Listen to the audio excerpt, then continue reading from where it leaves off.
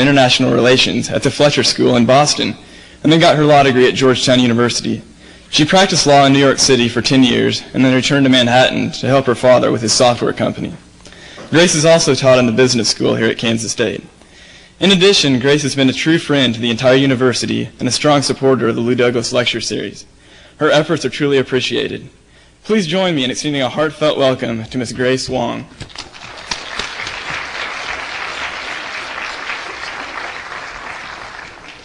Thanks very much, Judd, for that kind introduction. This is the 20th anniversary year for the Lou Douglas Lecture Series, and it's appropriate that this last lecture be given by someone who has made a major difference in the lives of many families here in Manhattan, Kansas, as well as across the United States. And certainly she has made a major difference in the lives of many hundreds, if not thousands, of girls in China. Lou Douglas was someone who made a difference here at K-State, Manhattan, Kansas, and also in the world at large. He was a political science professor and one whom I got to know when I was a student here at Kansas State University. And in fact, he helped so many international students and minority students. This was back, 50s, 60s, that the Ku Klux Klan burned a cross in his front yard.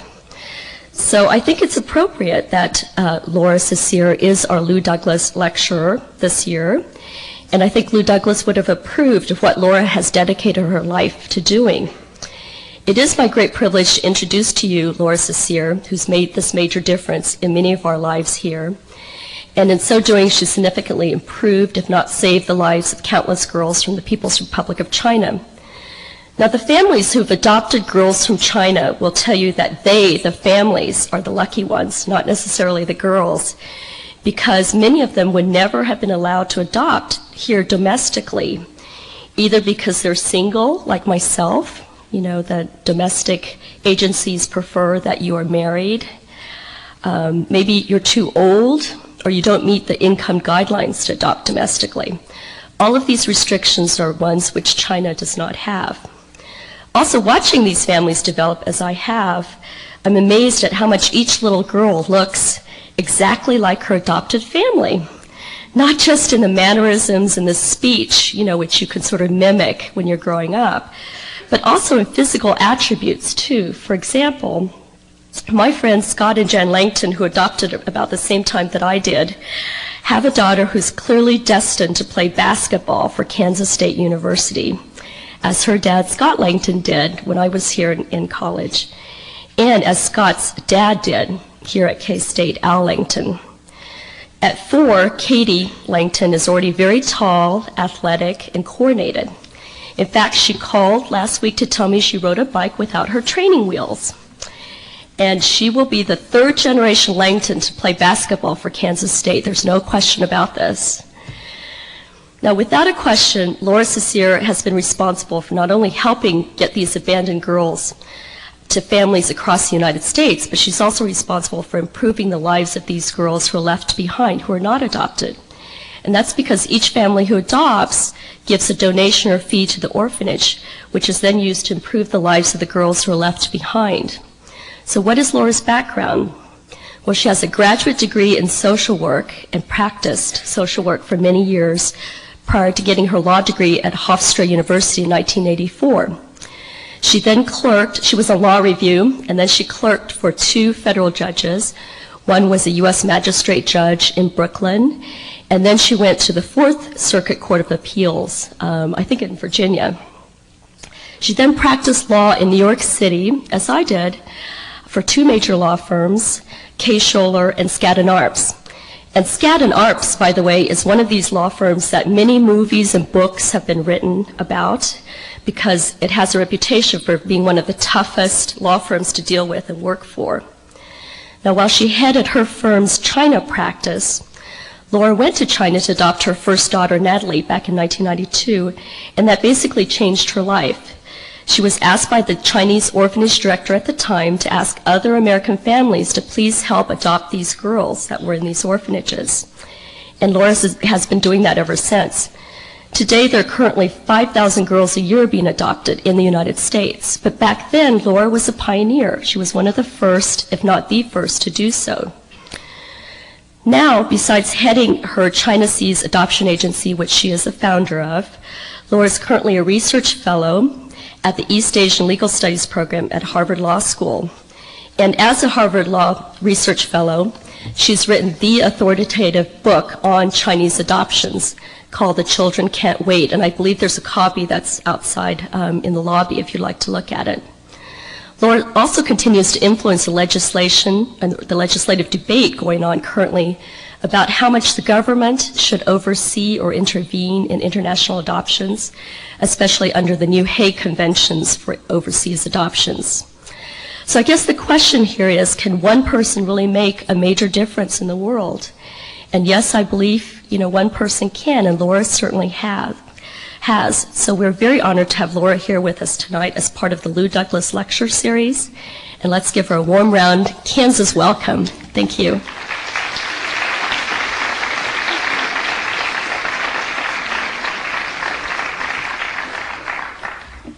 Thanks, Grace.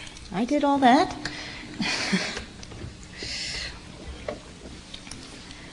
Well, I in turn have to thank the Lou Douglas Lecture Series for giving me the opportunity to come here. I've had a number of families that I've worked with in Kansas and actually never got to meet any of them face to face until I was invited to come here for this lecture. Now that I've been here and see the warmth and generous people in Kansas, I'm sure I'll be back, probably on a regular basis. I'd like to talk a bit about the history of adoption in China to explain why it is the way it is now. And then after doing that, I have a series of slides on the orphanages in China as they are now, so you can visualize what I've been describing. I do want to leave time for questions and answers because there'll be a lot of issues I can't cover in the short time I have with you. So please feel free to ask me anything related to this topic.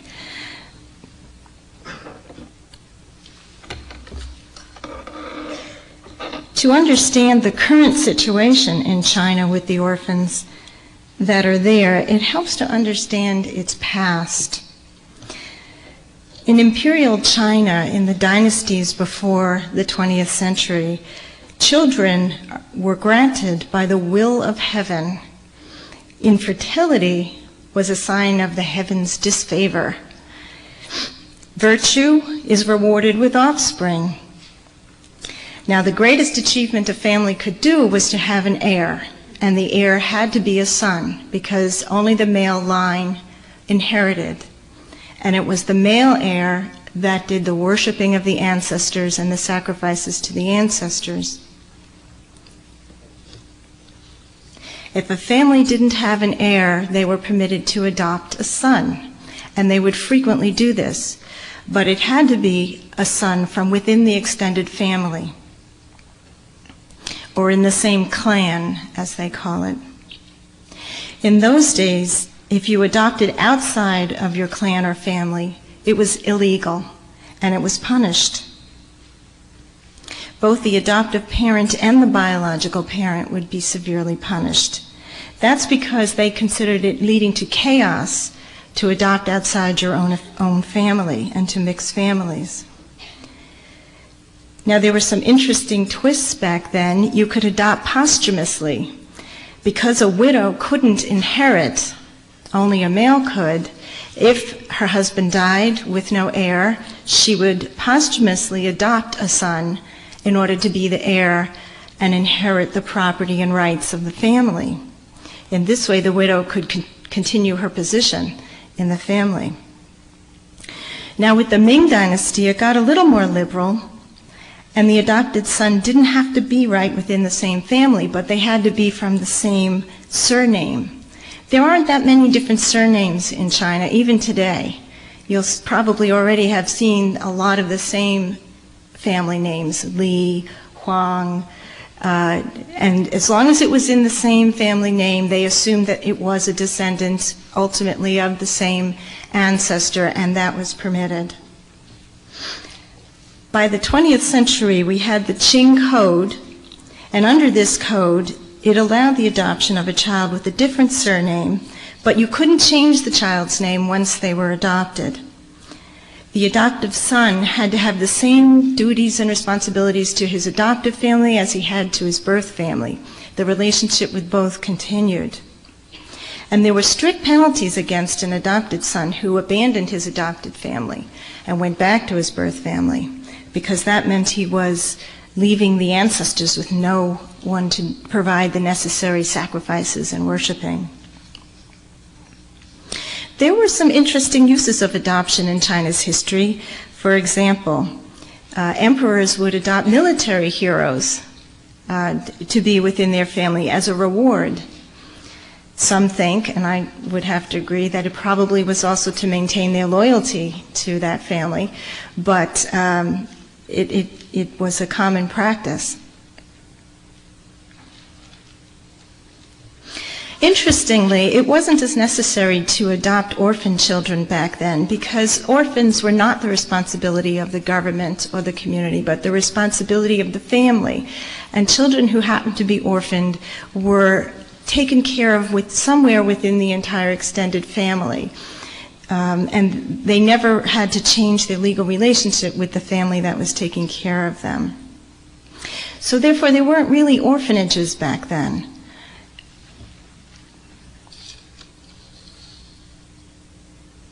I should mention that these rules and laws pertaining to adoption were only applied to boys, because the boys were the ones who inherited and continued the male line. It was irrelevant what happened to the girls. There were no rules. It was basically totally unregulated, and no one really cared. By the early 20th century, China's adoption practice was pretty much consistent with what was going on in the West. Adoption across surnames was allowed. Strangers were allowed to be adopted, and that was legalized. And adoption was primarily for economic reasons rather than continuing the lineage, for the composition of your family, to add workers to the family. A son, in particular, was considered Social Security. There was no government retirement or pension for most of the farm workers and rural families of China, but a son had an obligation to support his family for life. And so one had to have a son if one ever intended to retire.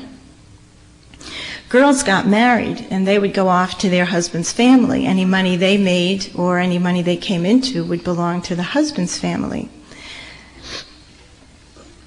Sometimes adopters would adopt a stranger's son on purpose and not tell him who he was adopted from, in order to keep it secret so that his loyalty would be strictly to the adoptive family and not to the birth family. It was also a common practice for the adoptive family to pay the biological family money when they adopted the child. It was called a bearing cost, and it was intended to compensate them for caring for the child at a young age. There were matchmakers or go-betweens that would help families with no sons to find families that would be willing to let them adopt a son. So by the 20th century, it was the same in the West, where a birth family's rights would end when a child was adopted by the adoptive family. It was a complete merger of the child with the new family and a complete termination of all relationship with the birth family. Well, we know why they adopted boys back then, but why did they adopt girls? There's been some research that between 1891 and 1920, as much as 74% of all females each year were adopted in China. What is that all about? Well, when they looked at it, they found that half of them were under 6 months old when they were adopted. Then they started investigating why all this adopting of the girls. Well, the girls were sometimes adopted out as servants to their adoptive family, but most commonly they were adopted out as future daughters-in-law for the sons in the family.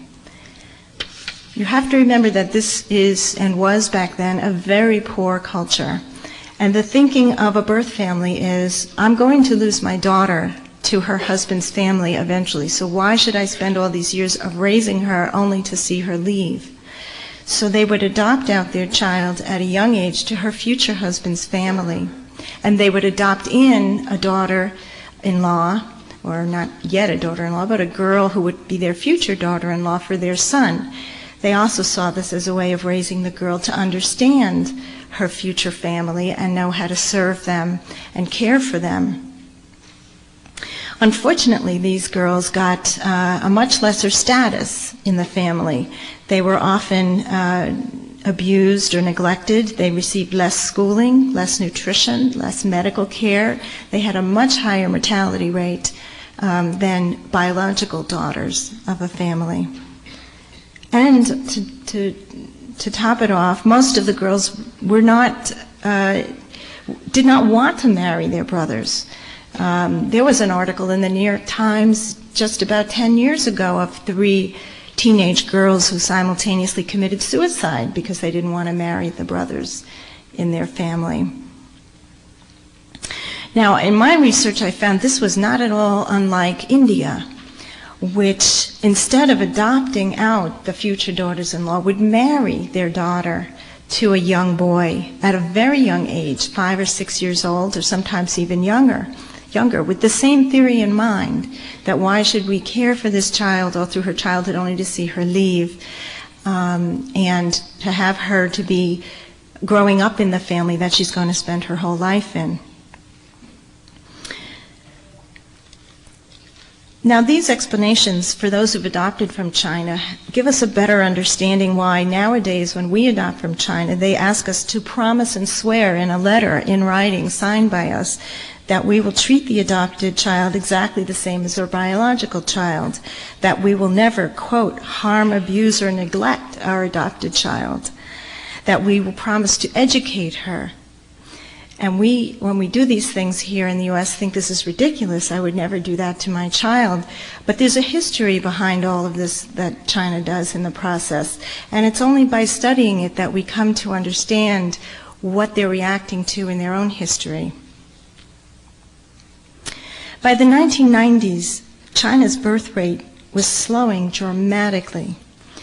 Its one-child policy was a huge success, and it announced that it reached its population goals for the year 2010 by 1992. They were way ahead schedule. In some places, like Shanghai, for example, they even had a negative population growth, which they still have. And in those areas, they're actually going out using their family planning associations to encourage more births among their young people. So enforcement of the one-child rule is now relaxed and is largely a part of, can you pay the fine? There's a fine for each subsequent child you have, and it varies around the country depending on the population needs of the region you live in.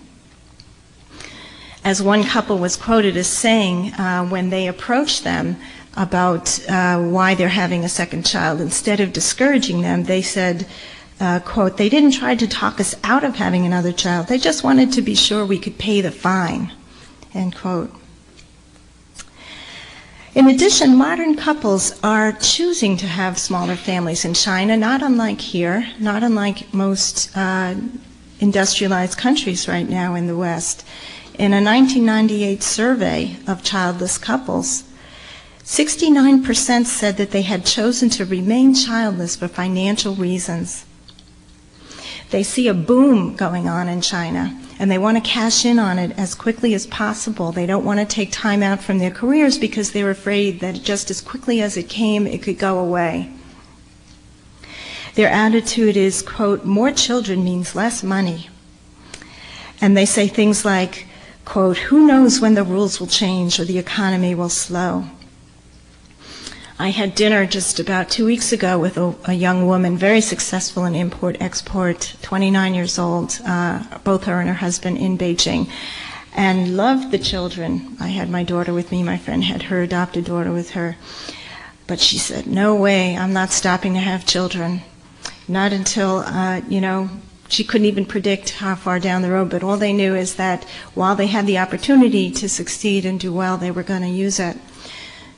there's been a word coined for these types of yuppies, what I used to call yuppies, in China that one journalist has used called dinks, double income, no kids families. I thought that was very apt.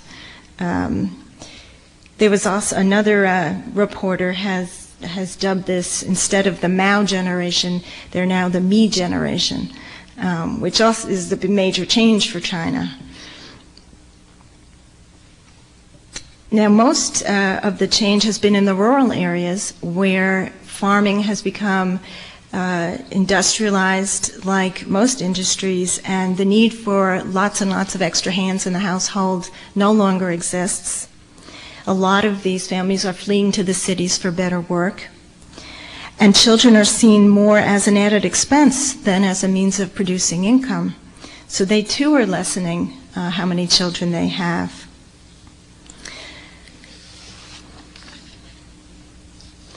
So we've talked a little bit about how it's culturally acceptable in China to give up one's child for adoption, especially if it's going to benefit the child.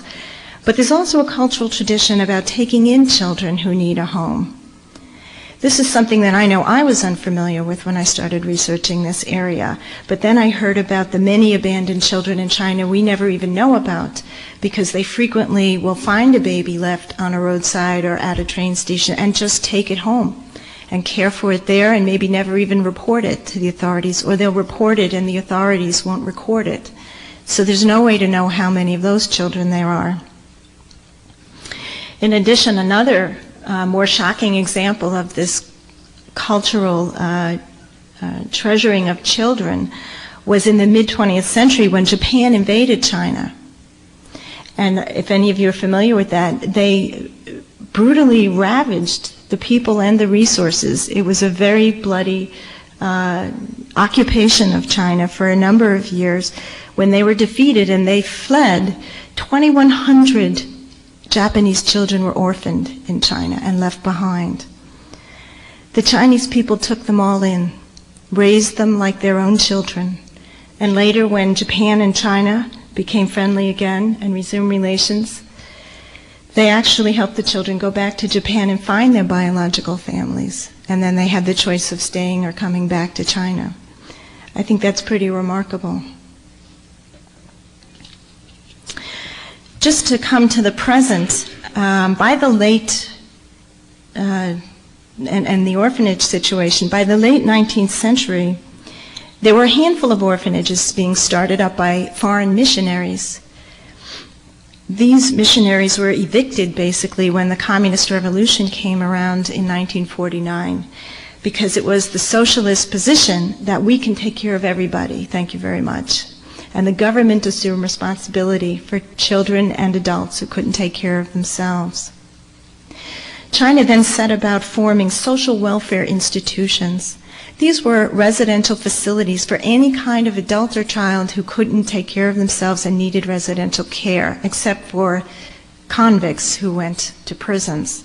But anyone such as elderly or a homeless child or mentally retarded, mentally ill, autistic, medical problems that needed residential care were all housed in these facilities. Not all in the same rooms.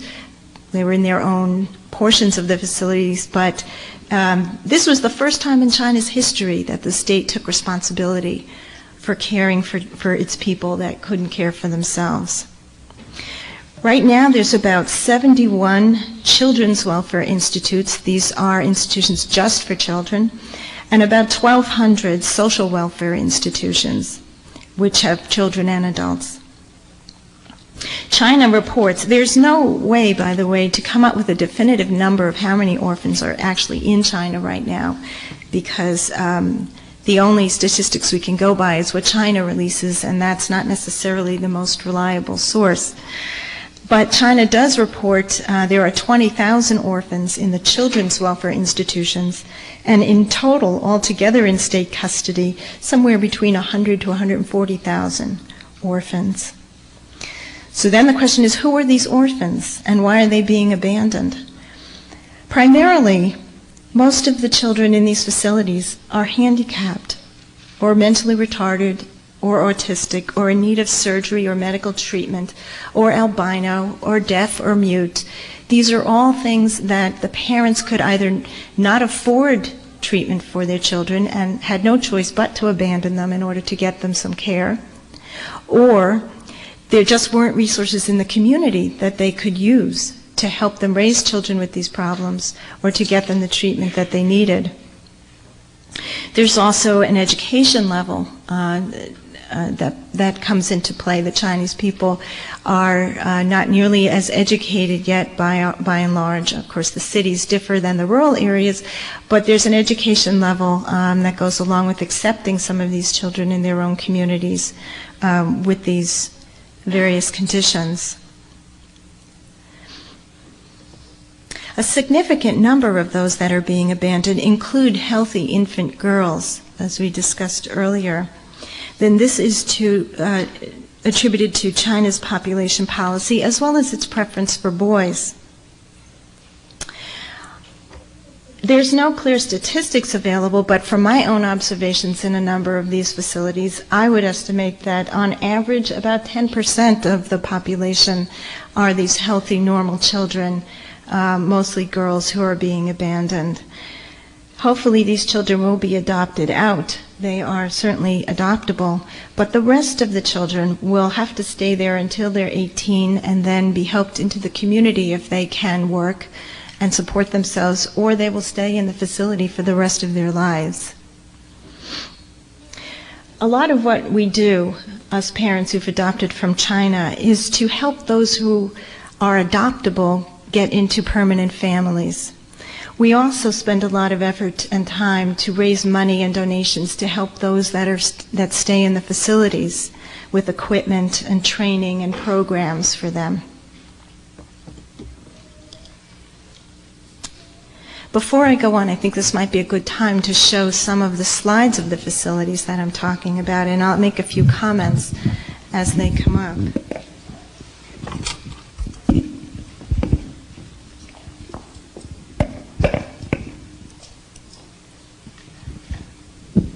The first few slides are the outsides. Can you focus that any better at all? Okay. Are the outsides of some of these facilities. They're relatively new for China, and China is actually quite proud that they're building these facilities because, as I said, it is the first time in their history that the state has taken responsibility.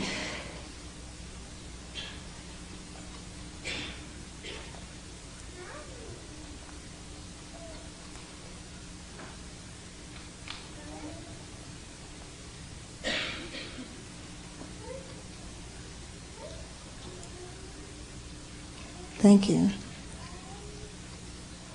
They do make an effort to decorate them and make them, a happy living space for those who live there. Now we're in some of the nurseries from some of these buildings.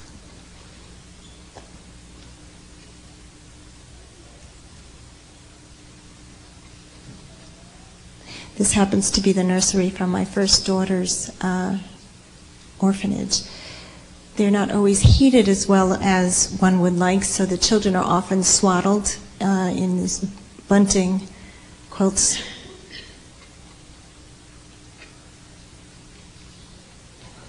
We like to see empty beds. They are run basically like hospitals because they are run by doctors, and they were begun in many cases as annexes to hospitals. Their first concern is with the medical and nutritional health of the children.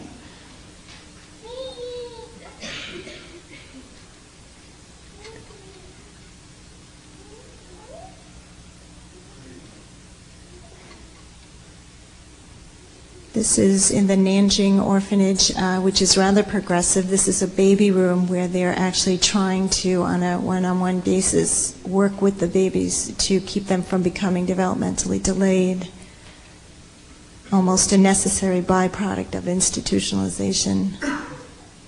A lot of this equipment is the result of donations by families who've come before and adopted.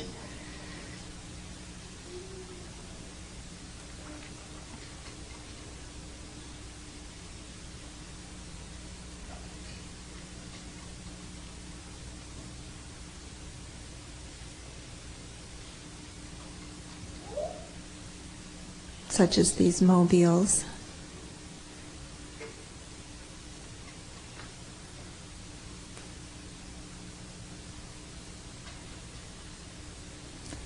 This is an obstacle course to help children, in this case a physically challenged little girl who's insistent on doing it on her own, and she did.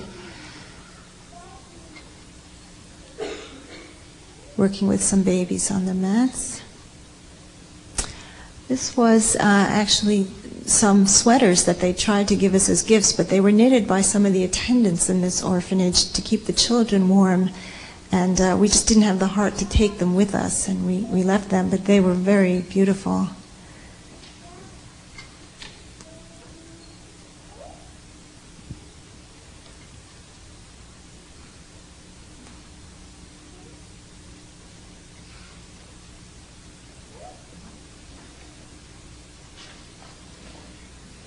This is a typical adoption day photo. That's why I slipped it in here.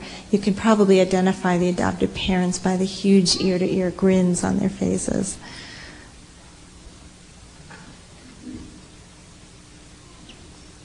This is a little preschool class.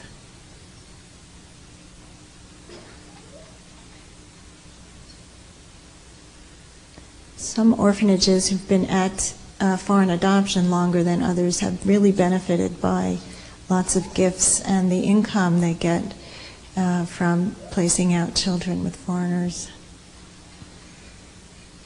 Some of the older kids' beds.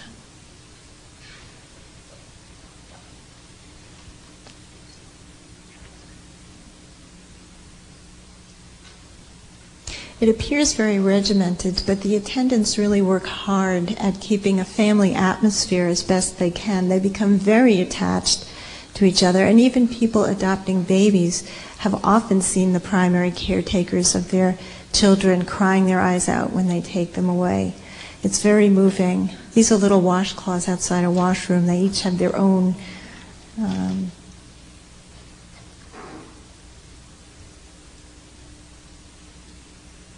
a lot of the attendants take the children home with them once in a while, either on holidays or weekends, to show them a real family, what a real family's like. You'll also notice in this picture a couple of albino children, which are frequently abandoned and can be found in almost every orphanage. In addition, these are teachers for preschool that are on staff at the orphanage.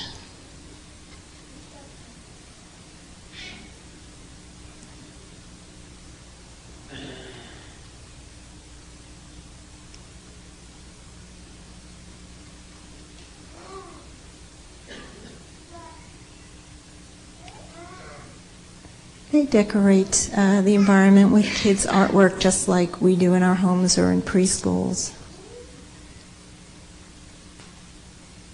That's an in-house early elementary grade.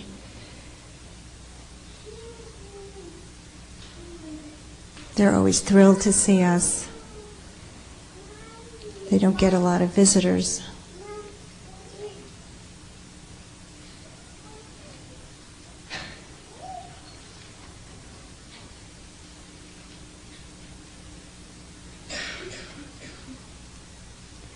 This orphanage has been doing foreign adoption a long time. They've really fixed up the place nice and have a lot of nice equipment for the kids.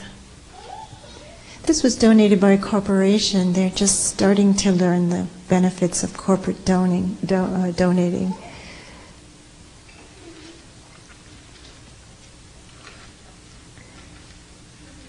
These little girls just had to perform their show for us, which they work so hard at.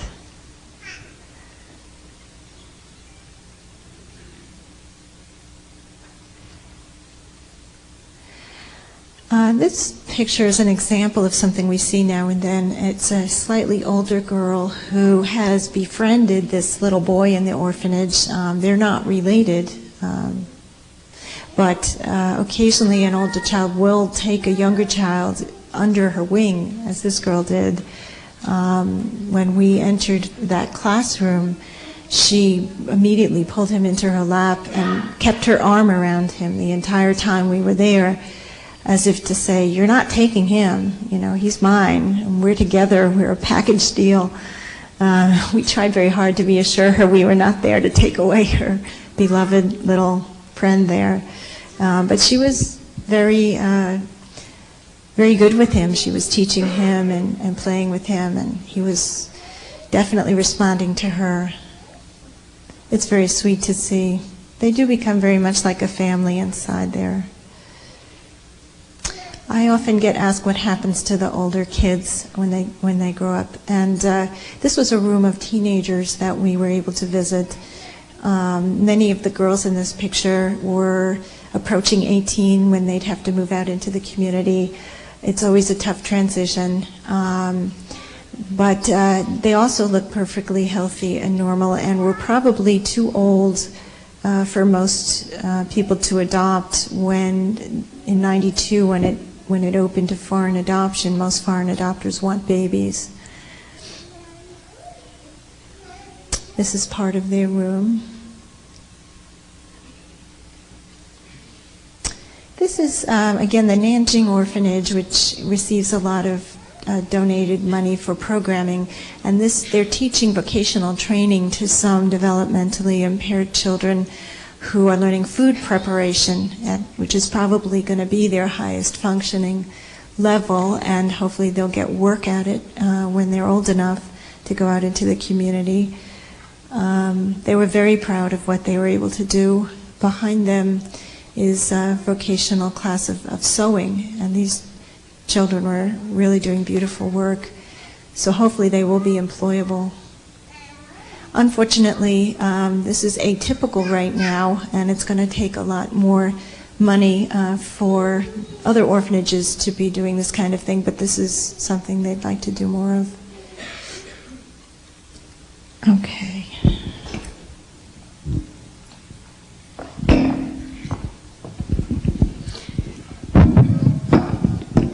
I should probably point out, if you haven't already guessed, that these are some of the better orphanages in China, and they do vary tremendously in quality across the country. But they do, the Chinese culture is such that they really do prize their children very much. They really do care what happens to them, and they love children tremendously. It's the most important thing in their lives. So it's not surprising to me that they're trying to do the best they can under their circumstances. When they place children with us for foreign adoption, their philosophy is they take the best and the brightest out of the orphanage and place them because they're about to have a golden opportunity that most of the children never will have from the orphanages. So we benefit by that policy, and we appreciate it. Why are people abandoning these healthy girls? Well, it's rare for them to be abandoning a girl as a firstborn.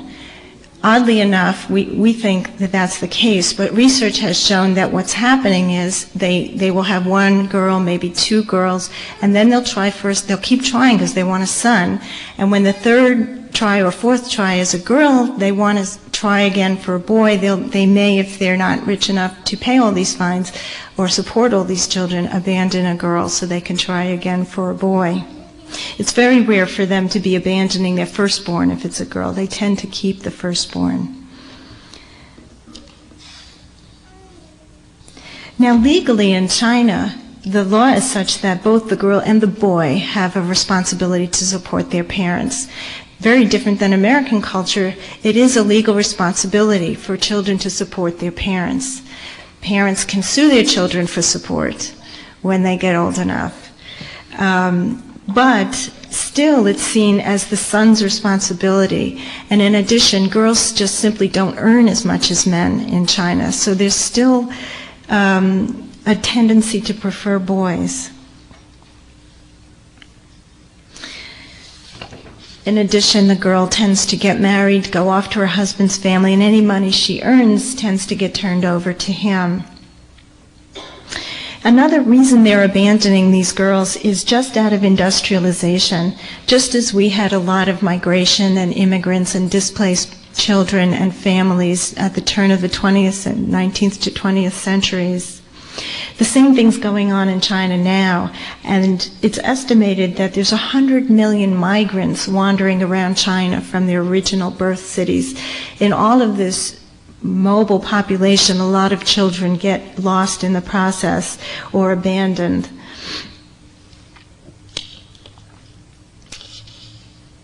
There are other reasons, probably not as significant, why a healthy child might be abandoned.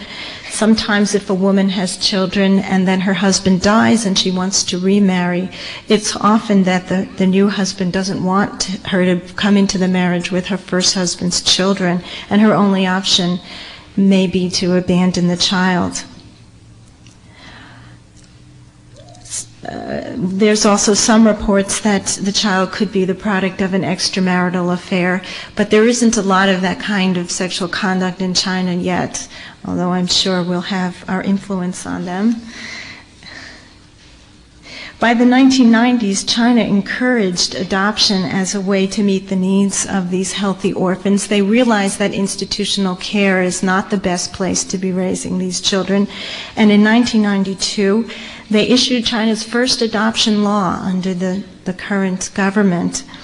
And it was meant to not only normalize the relationship that was happening de facto, where families would find children and bring them home but had no way to make a legal relationship with these children, but also to encourage people to take these children out of the orphanages and adopt them. They made it available to singles as well as married couples. They made it available to adopters who had to be at least 35 or older, and the reason for that is that they wanted it to be people beyond their childbearing years, or the major part of their childbearing years, because they didn't want people to skirt the one-child rule, adopt a child and then get pregnant. They also opened it up to foreigners. I first became involved in 1991 when I met with a woman at the Ministry of Justice in Beijing who was just working on the adoption law. And they really put a lot of effort to study our laws and all the West's experience with adoption when they came up with their adoption law. They included an exemption in the adoption law for special needs children, that it didn't matter if you already had other kids. You weren't restricted. You could adopt as many as you wanted and not be subject to the one-child policy. Another thing they did was a huge education campaign to educate their people that adopted children are just as wonderful as biological children, and there's no difference. They had billboards and newspaper ads and articles and commercials on TV. See how happy this adopted family is. They're just as happy as a biological family. Little girls are just as good as little boys. All part of their program to educate their people to accept adoption in their culture. In 1998, very recently, they amended the adoption law and they added abandoned children to the exemption from the one-child policy. So then it became okay to adopt these perfectly healthy babies who've been abandoned, even if you already have other children. Well, and the other thing they did was to lower the age to 30. You could be 30 or older and adopt. There's no statistics that they're willing to provide, but we know from talking to the orphanages, this really jump-started a lot more domestic adoption. And these orphans were adopted in droves by domestic couples who wanted a second child, but didn't want to have to pay the fine for violating the one-child policy. Well, while domestic adoption is booming in China and certainly much larger than foreign adoption, it's still not enough to take in all these kids, and foreigners are being encouraged to adopt. There's 13 countries now that are able to adopt from China, and China's philosophy is a foreign home is better than no home at all for these kids, which is rather enlightened among third world countries, many of whom won't let foreigners take in their orphans. The requirements for foreigners are exactly the same as the requirements domestically for families to adopt.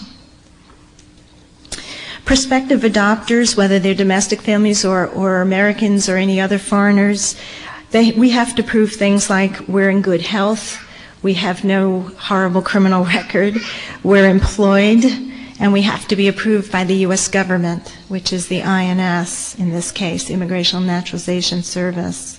We also have to be approved by a local social worker, just as the Chinese families do, who says we would make a good home. And then we have to produce things like birth certificates and marriage certificates to prove who we are and what we are. The other thing we're required to do is to provide 2 post-placement reports to China in the first year after the adoption. This is a fairly new requirement, but they're very curious what happens to these girls. They loathe the idea that they just hand over a girl and who's whisked half the world away and they never know what's become of her or how she's doing. So now that's a requirement of anyone who wants to adopt there. The latest statistics as of about 3 weeks ago, I'm told, is that 85% of all children adopted by foreigners in China are adopted by Americans. A large chunk of the remaining percent is by Canadians, and the rest are by various Western countries, mostly in Europe. Last year, very close to 5,000 Chinese kids were adopted by Americans. Probably around the same number will happen this year. Just to put that in perspective, last year there were a little over 16,000 foreign adoptions altogether from all countries outside of the U.S. China is the second most popular country for Americans to adopt from, after Russia.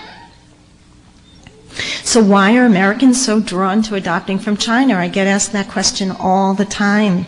And there's many good reasons, and I'll just list a few. The babies and children have been almost uniformly healthy, well cared for, happy, well-adjusted children. Another reason, the process is efficient, reliable, honest, surprisingly corruption-free, and predictable. Another reason is that compared to many countries, they have a relatively short waiting period. At the moment, it's running about 8 months from the time that Americans put their papers in to China to apply to the time that China approves them and gives them a child. Another reason is that Americans don't seem to mind having a cross-racial child when it's a Chinese child. It seems that the positive stereotypes are acceptable to most white families, and it's mostly white families that are doing this adopting. Another reason is that China is very open to older people and single people to adopt, something that most countries have rules against. Another reason is that, and this is sad but true, the birth parents are not traceable. They're not known. They won't show up at the 11th hour and reclaim their child. And the adopted child is not likely to ever find these parents no matter how hard they search. A lot of adoptive families see that as their first reason for wanting to adopt from China. Another very important reason is they can get a girl. Oddly enough, most adoptive families want a girl, whether it's domestic or foreign adoption. They're very insistent about it, but in some countries it's mostly boys. In some countries you're not allowed to specify the gender, and China has got plenty of healthy girls. Another reason is South Korea, which has always been our greatest supplier of orphans to be adopted, has cut back drastically on the number they're willing to let be adopted. This year, China will place nearly 6,000 orphans with all foreigners. But at its peak, South Korea placed in 1 year 6,275 orphans. And China is 24 times larger than South Korea. So South Korea has always provided us with by far the much larger number of orphans. There's more orphans in the U.S. from South Korea today than every other country put together. However, they're economically doing very well and are able to absorb many of these children in South Korea, so they've cut back on the number that they're sending abroad. Another reason Americans like adopting from China, which probably won't come as a surprise, is just out of sheer altruism, to save these poor abandoned kids who don't really have much chance of a family without them. And this is why I continue to remind us lucky parents that you are doing a great thing. You are rescuing these children who would have no other way of a normal life. Another reason it's very popular is simply the cultural appeal. China is of great interest to everybody in the U.S. all of a sudden. We can't get enough of it. We want to know everything about it. You're here tonight. So people like the idea that they'll be spending the next 2 years of their life teaching their child about China and learning about China, traveling to China. And it is a very exciting country, and I'm enjoying learning all about China, so it's true. And then finally, another reason I've identified is that there's a tremendously strong network of families who've adopted from China. Back in 1993, there were a merry little band of us on the Upper West Side of New York who somehow found each other who had adopted from China, and we decided we were going to meet once a month so our girls would grow up knowing at least one other girl like themselves who was adopted by a white family from China. Well, that organization has grown to such lengths that now there's a chapter in every city in the U.S., and I don't know what their numbers are, but there are about between 25 to 30,000 children adopted from China in the U.S. right now. It's called Families with Children from China. Some of the chapters use different names, but basically they provide a support network for those who are waiting to go to China. When they come back, meet them at the airport with flowers and balloons, and generally meet over cultural events such as Chinese New Year and other events to help celebrate Chinese culture and their Chinese girls. This is very appealing to families about to travel halfway around the world to a country they never saw before. So, I don't want to go too long, but to conclude and wrap up, every child that's adopted from an orphanage in China is rescued in my book. It's not that these children will die without us, although some may, because they sometimes get medical needs identified that was never detected in China. But it's that they'll grow up without a home, without a family of their own, and without a good education. They can't develop and grow normally and healthfully without that. They would grow up disadvantaged, poor, and basically unaccepted by the people in their own community, simply because of the stigma of being an orphan. In this way, make no mistake about it, we are rescuing each and every one of these girls from a marginal life of poverty and isolation, and giving them a chance to thrive, blossom, and be everything that they can be. How very American of us. Thank you.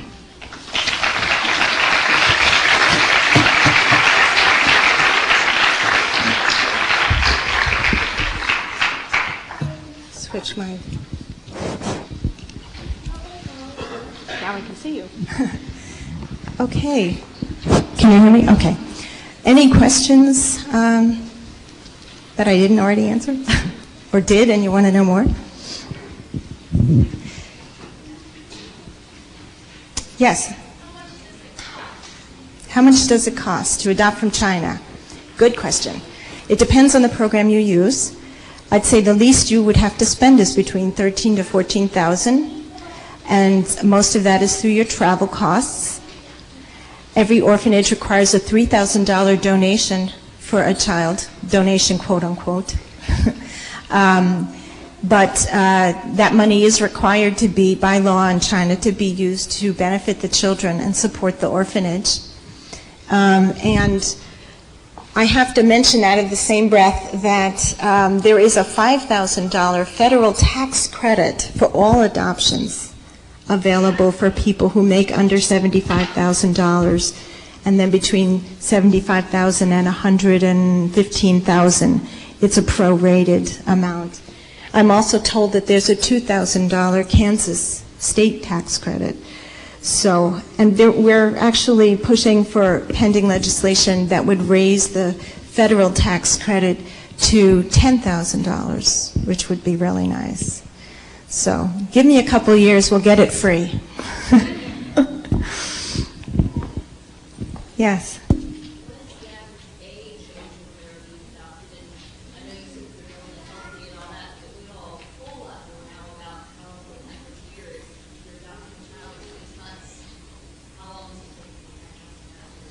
Yeah, well, that's a lot of questions in one.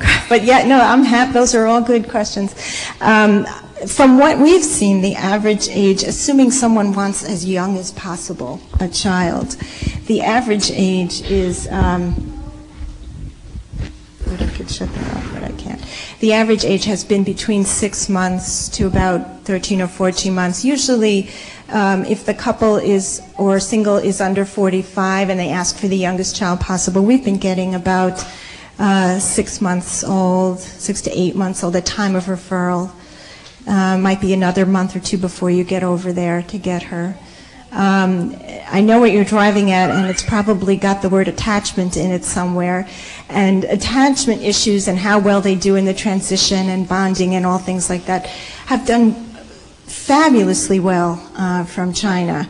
Unlike many Eastern European orphanages, we find these orphanages to have attendants and volunteers and nurses who love them to pieces, who hold them and play with them, give them lots of attention, even if they don't have a lot of equipment or a lot of resources or programming for them. Can you kill this mic? This? Good, thanks. It's getting feedback. But there are older kids, there's toddlers and preschoolers who are certainly available and healthy, and people have been adopting those more and more, especially older people who really want a child but don't want to go through all the work of an infant, which anyone who's adopted once is happy to say, I don't need to go through that again. My two children were 13 months, the first one, and 18 months, the second one. I was very happy not to have to go through infancy. Although they are somewhat delayed, but they catch up very quickly. My 18-month-old was especially delayed. I would say she was more developmentally between fine and gross motor skills, speech delays, probably more like maybe a 9 or 10-month-old. And she caught up in about a month and a half. And my 13-month-old, I would say, was almost up to speed, but maybe like an 11-month-old, just starting to walk. Did I answer your question? 9 years old and 3 years old. And they're downstairs bowling. If they peek their heads up, I'll drag them in so you can meet them. Well, not both of mine. One of mine, my little one. I wouldn't be able to stand here this long and talk to you if she was in the same building. Anyone else? Way in the back.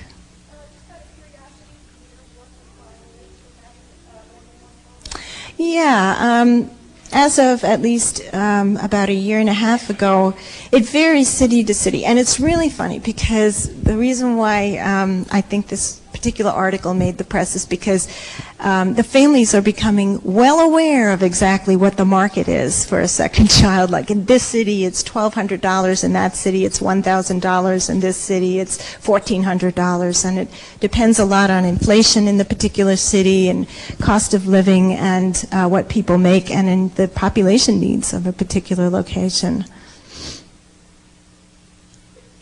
Dean.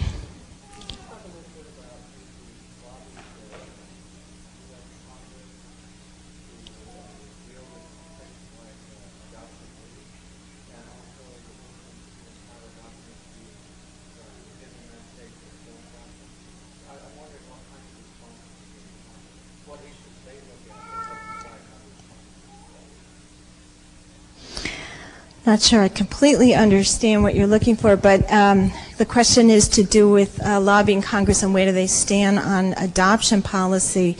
Since the Clinton administration started, we've been getting new adoption legislation in droves. And I hope that continues, whoever happens to win. Anybody know if we have a president yet? No? Okay, well, whoever it is, I've not seen the papers in a few days, so I just was checking. The latest round of legislation has to do with foreign adoption in particular, and everyone seemed to be highly in favor of it. No one seemed to be standing up against it, which was very encouraging. It was merely a matter of how to best do it that I think we were arguing about and advocating for. When it comes to the adoption tax credit, that's another issue. Now we're talking dollars and cents, and Congress is less sympathetic. So I'm not sure if that will get passed through, the extension from 5,000 to 10,000. But there is, most of what the Clinton administration started to do on adoption has to do with benefiting domestic adoption and getting more of the kids in state custody into homes, foster care or whatnot, into homes. And he's the one who instigated the Family Leave Act, instigated the tax credit, in order to try to induce people to take some of these kids. It has been succeeding, but not nearly as much as they had hoped. Instead, it's been benefiting all of us going abroad, even more so, to adopt. And that's really where it's at. I would expect foreign adoption is going to continue to grow in leaps and bounds because people want healthy babies, especially infertile couples who've never had one. Maybe you can talk to me a little more later and I can get a better idea. Yeah.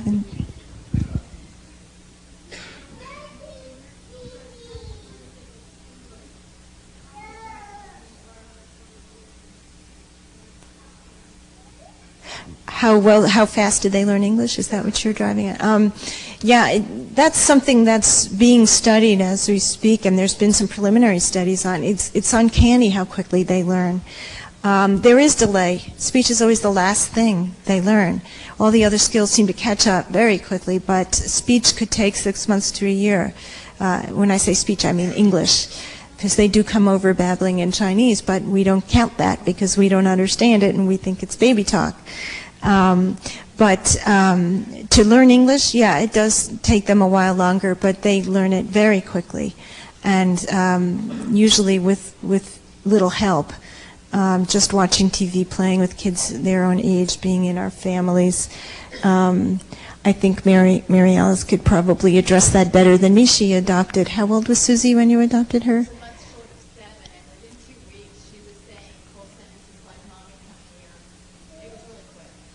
And she's 9 now, and she's got the most beautiful Kansan accent I ever heard. So, oh, does she really? Oh, terrific. So there's a lot to be learned from that, and speech experts are studying it, but it hasn't seemed to been a problem. I know my little 3-year-old still speaks H, the letter H with a Chinese accent, which I find endearing, but she certainly can communicate in English really well.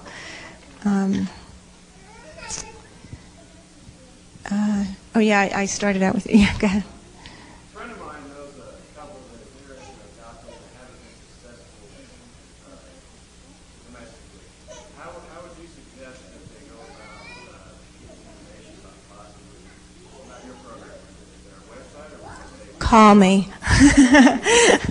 Have we got a kid for you? I can give you a website. Our website has a lot of basic information and a lot of links to other places for information, and there's plenty of programs out there. Our website is www.china, SEAS, adopt, all one word, .org, O-R-G. Read my book. But one of the things we like to do after you get the basic details of what it entails, because it's a pretty straightforward, simple process actually for Americans, we like to put you in touch with other families who've adopted, preferably in your area, so you can hear their own experiences of what they've gone through and what they're going through now, raising an adopted child from China. I think that's the best teacher and the best way to judge for each person's family whether that's the right thing for them. I've been ignoring this side of the room. Any questions over here? No? Okay.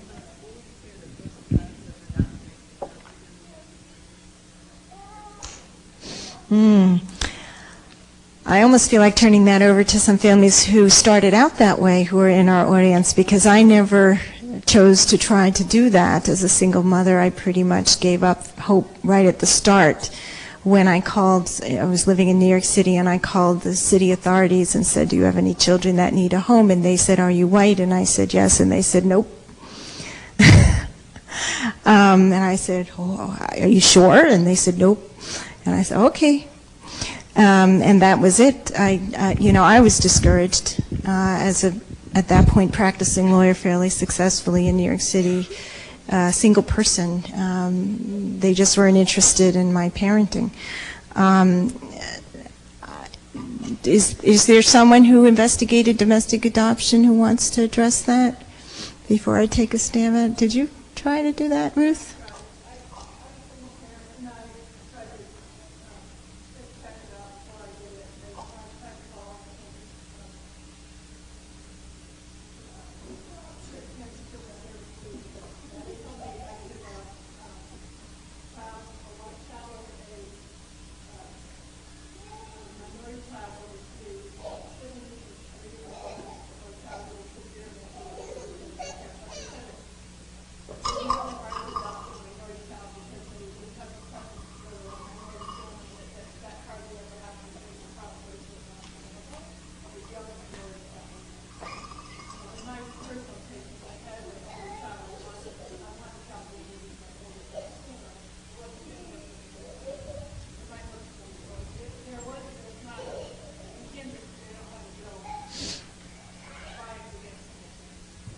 I think that what I hear a lot of is similar to what Ruth is saying, and I hear things like, I'm just not willing to take the risks that come with a child in state care, that comes with a checkered history, or as some people say, baggage that I may or may not be able to deal with.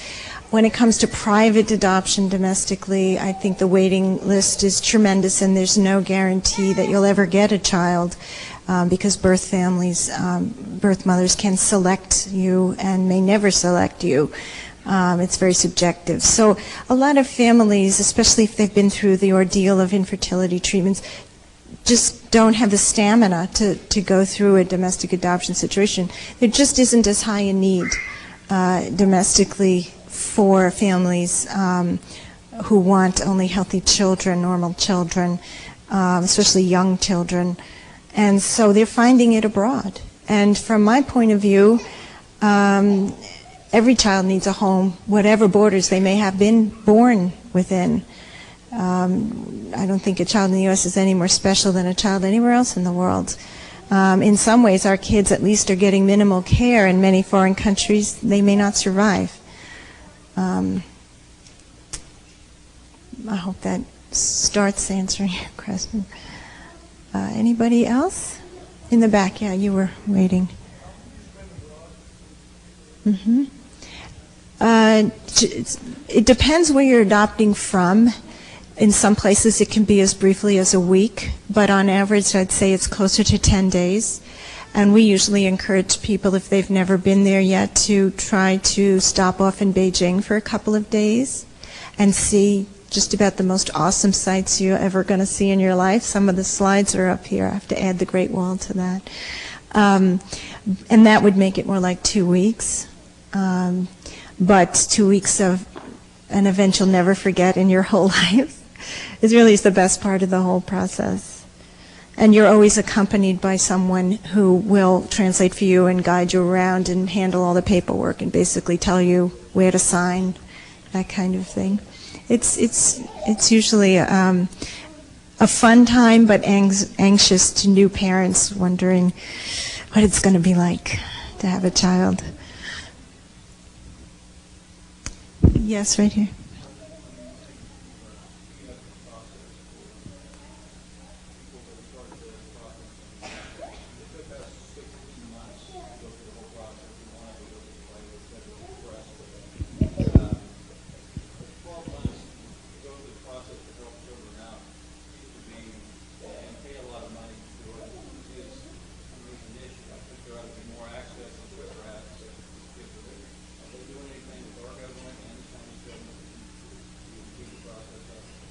Well, whose part of the process are you referring to? In the U.S., especially here in Kansas, the INS approval process is actually not too terrible in most locations. Usually, I like to average and say about 2 months, but I'm told in Kansas it's actually even less if you get all your paperwork into them that they need to approve you. In the China side of the process, the 8 months wait that it currently is has a lot to do with how many people are applying. It's such a popular program now by foreigners that we've been flooding them with applications, and there's only a limited number of children that China is going to allow out each year. They don't tell us what that number is. We sort of surmise it at the end of the year, or we get little rumors in my ear here and there what the number is set at right now, which are not for publication. But they definitely keep close tabs on how many are being let out, and they control it so that it's not voluminous. Now, I've gotten criticism from people in the past. How could they do that? All these kids need homes. Why don't they just place them all abroad already? But they're under a lot of political pressure, just like in most sending countries. There's always those nationalists who say, why are we sending our kids abroad at all? Why can't we take care of them in our own country? Why are we sending so many? It's a brain drain. It's, why can't we find domestic families in our own country to take these? So it's the same thing in China. There's plenty of people who criticize China Adoption Center for sending all these kids abroad, and there's those who support it. And the number that comes out each year are those that they manage to negotiate to get out. But I doubt you'll ever see them throw the doors open and let everybody out who we think should leave. I consider us lucky to get as many out as we do each year. And we try to support that effort without being too obvious about it within China. Because as those who've been there know, most Chinese people have no idea about all these orphans being abandoned and all this adoption going on. They're pretty oblivious to it on purpose, I think. So I don't really know what part of the process you want to try to speed up, but I doubt there's much hope in speeding up the China part of the process. Because that's a factor of how many people are waiting and applying. I'm more interested in speeding up how quickly they place these children with a home, because they can place them after they're 2 months old if they get them at birth. They have to search for the birth families for 2 full months before they can declare the child abandoned and free for adoption. So even if they get them as a newborn, they have to be at least 2 months old before they can begin the paperwork to place them out. If they get the child at 7, they still have to search for 2 months before they can declare her free for adoption.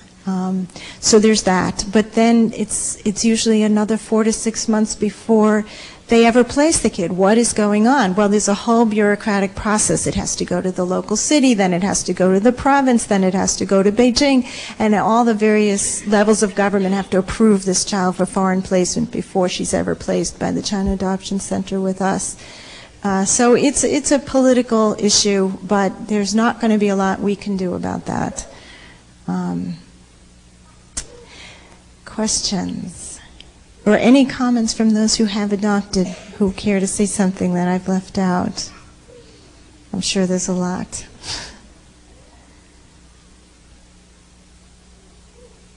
No, you know everything you want to know about this topic? Great. Well, thank you very much for coming.